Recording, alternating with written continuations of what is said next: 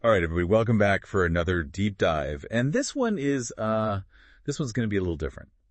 I think you're going to find this one pretty interesting. Yeah, definitely. We're talking about risk, okay?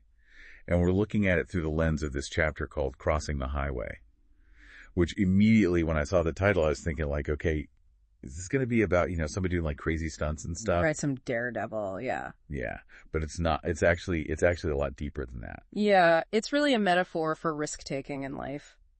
So paint us a picture here. What is this whole crossing the highway thing about? Yeah, so the author needed to get to university in Lebanon, and their commute was really intense. It involved 3 different buses, and then at the end, they had to sprint across a highway with cars going like 120 kilometers an hour. Wait a second. Hold on. 120 kilometers an hour? Yeah, no crosswalks, no traffic lights. That's insane. Yeah, it sounds crazy, right? I mean, like, I'm all for pushing boundaries, but you would think there would be a safer alternative, right? Yeah, you think so, but the author actually talks about how this just became normal for them. Like this heart-stopping dash just became part of their daily routine. Wow, that's wild. I mean, it really shows you how adaptable humans can be, I guess. Exactly, even to situations that would totally freak most people out. So this highway crossing becomes this kind of metaphor for navigating risks in other parts of life. Is that what we're getting at here? Exactly. It's not just about the physical danger. It's about any time we're stepping outside of our comfort zone and taking a leap of faith. I see. So did it always go smoothly, though? I mean, were there ever any close calls that made the author rethink this whole risky routine?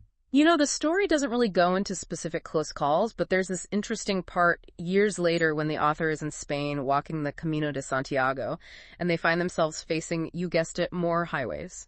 Oh, no. Yeah, and the author talks about this feeling of déjà vu, like they're right back in those university days. Wow. So it's like life is throwing the same challenge at them, but in a totally different setting. Right. And this time there's this added layer of reflection. The author is now successful, living a comfortable life in Canada, and they actually admit to kind of missing that struggle, that daily dose of adrenaline. That's interesting. It's like overcoming those obstacles, even the dangerous ones, made them appreciate their comfortable life even more. Yeah. Exactly. But, sometimes I think comfort zones exist for a reason. Like, how do we know which risks are worth taking, especially when the author specifically says, like, please don't cross the highway? Right. Well, that disclaimer is key. I think the author isn't advocating for reckless behavior at all. It's more about calculated risks. Yeah.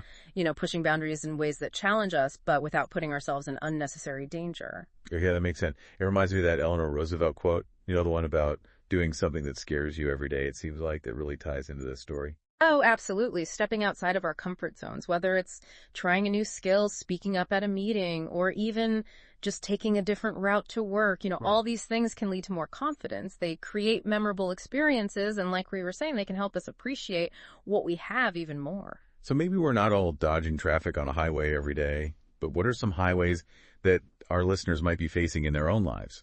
I mean, maybe it's finally making that career change they've been thinking about or asking that person out on a date. Yeah, exactly. What is your highway? That thing that seems a little scary, a little risky, but also exciting because maybe, just maybe on the other side of that highway, there's a whole new level of growth and experience waiting for you. So to sum it all up, it's not about literally running across highways, right? It's about recognizing those metaphorical highways in your own life, those calculated risks that can help us grow and lead to a more enriching and fulfilling life.